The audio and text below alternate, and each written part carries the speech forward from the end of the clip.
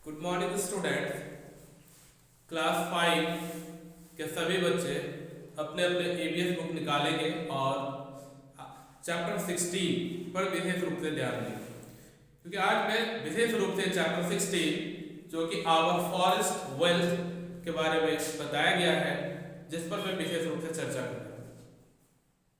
जैसा कि बच्चे हम जानते हैं कि फॉरेस्ट यानी जंगल किसी भी कंट्री और किसी भी स्थान के लिए एक पूंजी के रूप में होती है, उनकी एक धन यानी संपदा होती है। इसलिए मैंने लिखा हो कि हमारी जंगल संपदा यानी आवर फॉरेस्ट वेल्थ। जंगल को उस स्थान के यानी किसी भी कंट्री के लिए उसकी पूंजी इसलिए मानी जाती है क्योंकि हमें जंगल से अनेक रूप के अनेक तरह की औषधियाँ, सजावट के लिए कई चीज़ें, फर्नीचर के लिए लकड़ियाँ आदि और अन्य उपयोगी चीज़ें हमें प्राप्त होती हैं, इसलिए इसे हमारी संपदा मानी जाती है। सो स्टूडेंट्स, मैं एक एक लाइन इस चैप्टर का डिस्कस करने वाला हूँ। आप कृपया अपना बुक खोलकर हमारे साथ एक एक लाइन को पढ़ें और ध्यान दें इस पर और समझने का प्रयास करें। जैसा कि पहला लाइन इस चैप्टर में दिया हुआ है, land thickly covered with trees, bushes and creepers is called a forest. यानी हम वैसे स्थान को जंगल कहेंगे जो पेड़ पौधों, लताएं, झाड़ियां आदि से कवर्ड होती है, ढकी होती है। आगे है, forest are found mainly in areas where there is sufficient rainfall. वैसे स्थान पे अब जंगल पाई जाती है जहाँ पे सही रूप से बारिश होती है, यानी वर्षा अगर अच्छी होती है तो वैसे स्थानों पर जंगल सही रूप से वहाँ भी पेड़ पौधे ग्रो करते हैं और वहाँ जंगल अच्छे ढंग से पाए जाते हैं। अगर बारिश किसी क्षेत्र में ना हो लंबे समय तक तो वैसे क्षेत्र मरुस्थलीय हो जाते हैं, यानी वहाँ पेड़ पौधे नहीं उग पाते हैं। अतः आगे जो लाइन दी हुई है, ideally 1/3 of the total area of country should be under forest. यानी किसी भी कंट्री के लिए, किसी भी देश के लिए, कोई भी प्लेस के लिए अगर हम माने कि वहाँ की भूमि, टोटल भूमि का अगर 1/3 भूमि अगर कवर्ड हो जंगल से तो उसे हम उपयुक्त मानते हैं, आदर्श माना जाता है। इससे क्या होती है कि वहाँ की भूमि अगर वो 1/3 एरिया कवर्ड होती है जंगल से तो उसकी जलवायु की स्थिति यानी वहाँ क्लाइमेटिक कंडीशन बहुत अच्छी बनी होती है, समय पर वर्षा होती है, समय पर सारी एक्टिविटीज जो हमारी क्लाइमेटिक कंडीशन होनी चाहिए वो होती है। आगे दिए हुए, at present only about 1/5 of India's total areas is forest. यानी हमारे भारत में अगर जंगलों की स्थिति देखी जाए तो वहाँ यहाँ की स्थिति सिर्फ 1/5 हमारे टोटल भूमि का 1/5 ही जंगलों से कवर्ड है, जो एवरेज मानी जा सकती है, बहुत अच्छी नहीं है। अतः हम सभी को इस पर बढ़ चढ़कर हिस्सा लेना चाहिए ताकि हम जंगलों का जो है एरिया बढ़ा सके और हमें पेड़ लगाने के लिए भी अपनी तरफ से प्रयास करने चाहिए। Where are forests found? Where are forests found? Forest यानी वैसे कौन से स्थानों पर फॉरेस्ट पाए जाते हैं, तो आपके चैप्टर में दिए हुए हैं जैसे कि forest are mostly found along the rainy slopes of the western Ghat, the hills of eastern India, the Andaman and Nicobar island and in some part of waste Bengal and Orissa. Forest are mostly found यानी ऐसे तो थोड़ी बहुत जंगल कहीं न कहीं पाई जाती है, बट अधिकांशतः अगर बात की जाए तो जैसा इस चैप्टर में बताया गया है कि forest are mostly found along the rainy slopes of the western Ghat, यानी rainy slopes of the western पश्चिमी घाट और hills of eastern India, eastern यानी पूर्वी क्षेत्र, भारत के पूर्वी क्षेत्र जहाँ हिल्स हैं, पहाड़ी चोटियां हैं छोटी छोटी, वहाँ पे, और अंडमान निकोबार आइलैंड या in some part of waste Bengal and Orissa, और बंगाल, पश्चिम बंगाल के कुछ भाग तथा उड़ीसा में भी जंगल पाए जाते हैं। Some forests are also found in Himalaya mountain in the southern plateau. Southern यानी साउथ ईस्ट की ओर, और कुछ पेड़ और यानी जंगल की अगर बात करें तो हिमालय माउंटेन यानी हिमालय के कुछ पार्ट में भी फॉरेस्ट पाए जाते हैं। अब हम लोग चर्चा करते हैं कि फॉरेस्ट कितने प्रकार के होते हैं। तो अकॉर्डिंग टू क्लाइमेटिक कंडीशंस वहाँ के उसके आधार पे फॉरेस्ट अलग अलग तरह के पाए जाते हैं, जैसा कि इस चैप्टर में चर्चा किया गया है। There are different types of forest, यानी अलग अलग तरह के फॉरेस्ट होते हैं। जैसा मैंने कहा कि क्लाइमेटिक कंडीशन के अनुसार वहाँ पे फॉरेस्ट अलग अलग तरह के मौजूद होते हैं, पाए जाते हैं। That depends on the climate and the kinds of soil and amount of rainfall, यानी वहाँ की क्लाइमेटिक कंडीशन, रेनफॉल, और अगर वहाँ जिस प्रकार की मिट्टी पाई जाती है उसके आधारित वहाँ पे उस प्रकार के जंगल पाए जाते हैं। इसी के आधारित जंगलों का डिस्ट्रीब्यूशन किया गया है टाइप्स ऑफ फॉरेस्ट। जैसे कि पहला नंबर बताया गया है tropical rain forest. Tropical rain forest वैसे रेन फॉरेस्ट होते हैं जहाँ लगभग 6 फुट वर्ष भर बारिश, वर्षा जो है होती रहती है, जिसे हम सदाबहार वन कहते हैं, जहाँ हरी भरी हमेशा हरा भरा बना रहती है। और यहाँ पे कोई एक निश्चित समय नहीं होता है कि यहाँ के पेड़ पौधों के जो है पत्तियाँ जो गिर दूसरे जगह जंगलों के आधार में, जैसे कि एक समय होती है उसके आधार पे वो वहाँ की पत्तियाँ जो है गिर जाती है, सूख जाती है, लेकिन यहाँ हरा भरा हमेशा बना रहता है। अगला है ट्रॉपिकल डेसिडियस फॉरेस्ट, यानी ऐसे क्षेत्र और ऐसे जंगल जो एक ऐसे क्षेत्र में पाए जाते हैं जहाँ पे वर्ष के अगर बात किए तो 6 माह वर्षा होती है, बाकी 6 माह जो है शुष्क बनी रहती है, यानी गर्मी बनी रहती है, जिस कारण शुष्क यानी जिस समय वर्षा नहीं होती है उस समय यहाँ की जो पेड़ पौधे होती है वहाँ पत्तियां गिरने लगती है, सूख जाती है। डेजर्ट वेजिटेशन अगला है ऐसे वनस्पतियां जो मरुस्थलीय स्थानों पर पाई जाती हैं जहां पानी का बहुत ज्यादा अभाव होता है, खास करके ऐसे क्षेत्रों में कुछ जैसे वनस्पतियां पाई जाती हैं जिसमें से कैक्टस है, बबूल है, आदि तरह के कुछ वनस्पतियां पाए जाते हैं, क्योंकि यहाँ अन्य पेड़ पौधे ग्रो नहीं कर पाते।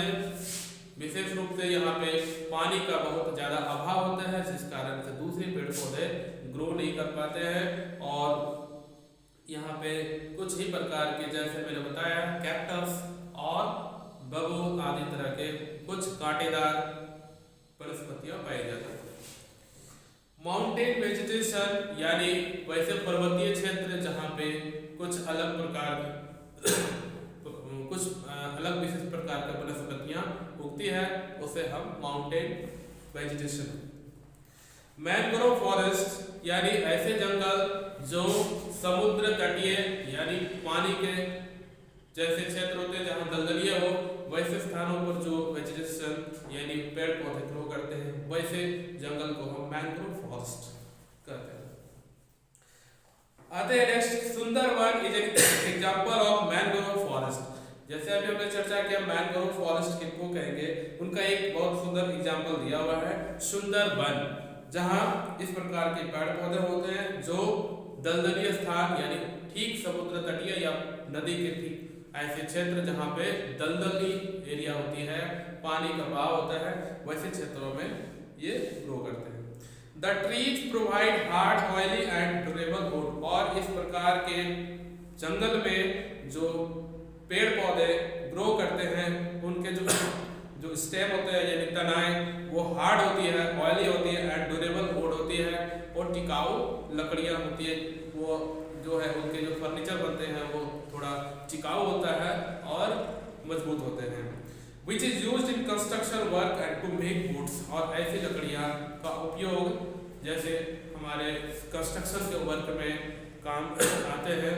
दूसरा, इस प्रकार की लकड़ियों का उपयोग जिससे बोट्स, नाव आदि बनाने में भी उपयोग किया जाता है।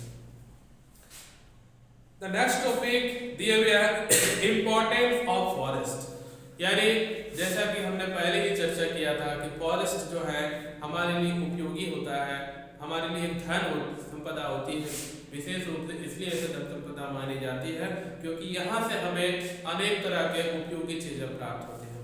अतः मैं इस पर पुनः एक बार चर्चा करता हूँ। इम्पोर्टेंस ऑफ फॉरेस्ट, यानी यह हमारे लिए इतना क्यों महत्वपूर्ण है। Trees are called the lungs of Earth because they give out oxygen and take in carbon dioxide. हमें हमारे जंगल में जो पेड़ पौधे होते हैं उनको लंग्स ऑफ द अर्थ, यानी जैसे हमारे बॉडी में हमारा लंग्स ऑक्सीजन लेने में और कार्बन डाइऑक्साइड को रिमूव करने में हेल्प करती है, मदद करती है हमारे लिए, यह श्वसन प्रक्रिया को बरकरार रखने में हमारी मदद करते हैं। उसी प्रकार पेड़ पौधे जो होती है वो धरती का लंग्स माना जाता है क्योंकि यह क्या करते हैं कि पेड़ पौधे जो है हमें ऑक्सीजन प्रदान करते हैं और कार्बन डाइऑक्साइड को वो देते हैं। Oxygen is needed by animals and human to breathe, और यह ऑक्सीजन जो पेड़ पौधों द्वारा प्रदान की जाती है, प्रोड्यूस की जाती है, उत्पादन, उसका उपयोग यहाँ जो हमारे जीव जंतु हैं, हम लोग जो रहते हैं धरती पे, वो उनका उपयोग करते हैं, उनके लिए यह जरूरी होता है। Trees help to form rainfall, और साथ साथ यह और भी हमारे लिए एक विशेष कार्य करती है कि हमारे जो यहाँ एटमॉस्फेयर में क्लाइमेटिक कंडीशन को सही रूप से बनाए रखते हैं, उसमें मदद करते हैं, और साथ साथ यह वर्षा के लिए भी काफी मददगार होती है, उसमें भी इनका अहम रोल होता है। They help to keep the soil moist and prevent soil erosion, और पेड़ पौधे जहाँ जिस एरिया पे मौजूद होते हैं वहाँ की जो मिट्टी होती है वह आसानी से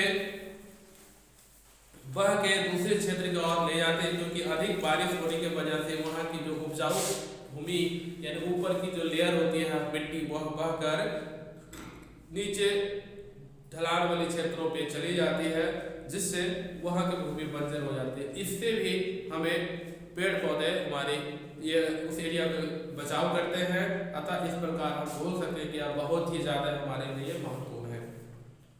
well forested areas help to keep the atmosphere cool.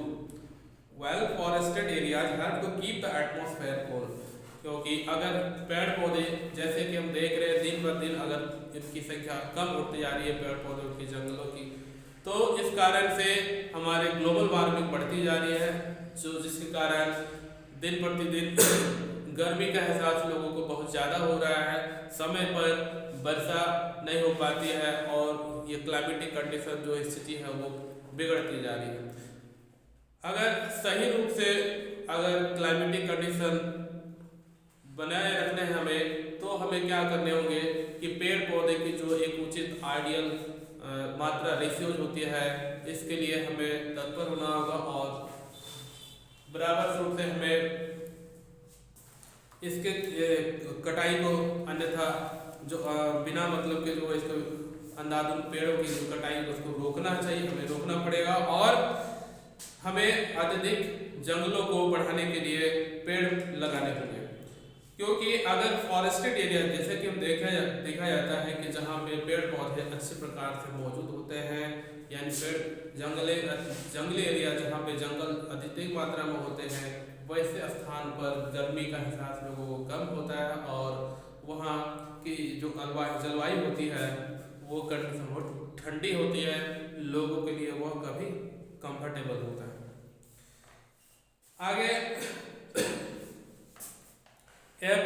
आगे लाइन देखते हैं हम लोग। Every part of tree is useful for us, the leaves of several trees like the sal and bananas are used to make up plates, bowls, basket and brooms.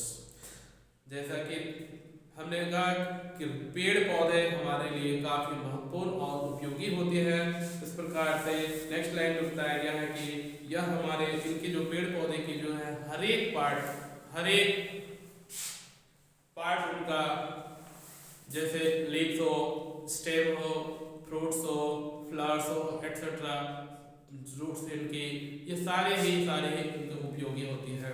जैसा कि example के तौर पर हम देख सकते हैं कि लीव्स ऑफ सेवरल ट्रीज, जैसे साल और बनाना की अगर बात करें, इनकी जो है लीव्स होती है, इनके पत्तियों का जो उपयोग प्लेट्स बनाने में, बाउल्स, कटोरा, बास्केट, टोकरी आदि या ब्रूम्स, झाड़ू आदि बनाने में उपयोग किए जाते हैं। Coconut leaves and neem leaves are used for medicinal purpose. Coconut और नीम की जो पत्तियां होती हैं, इनका उपयोग मेडिसिन के तौर पे, दवाइयों के रूप में किया जाता है। अर्थात यह हम कह सकते हैं कि पेड़ पौधे के हर एक पार्ट जो हैं वो हमारे लिए उपयोगी होते हैं। The bark of certain trees like the sea, neem and are used for flowering, food and parts of some plants are also used to make a medicine, dyes and cosmetic।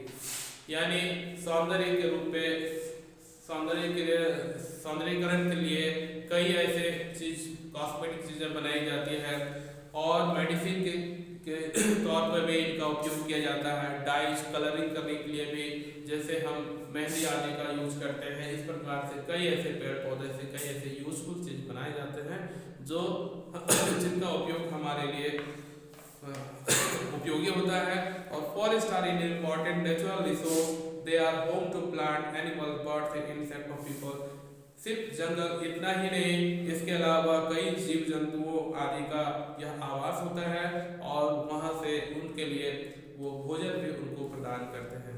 अतः हम बोल सकते हैं कि हमें पेड़ पौधे हमारे लिए बहुत ही ज़्यादा उपयोगी है और हमें इसकी देखभाल करनी चाहिए। इनको, पेड़ों को जो है अंधाधुंध कटाई पर रोक लगानी चाहिए हमें, और अधिक से अधिक हमें पेड़ लगाने की ओर हमें ध्यान देना चाहिए। बाकी हम लोग नेक्स्ट डे अगले क्लास में पढ़ेंगे। और आज के लिए आप लोग सभी बच्चे इस वीडियो के माध्यम से जो मैंने समझाया इस चैप्टर पे उसको समझने का प्रयास करेंगे। तब तक के लिए धन्यवाद।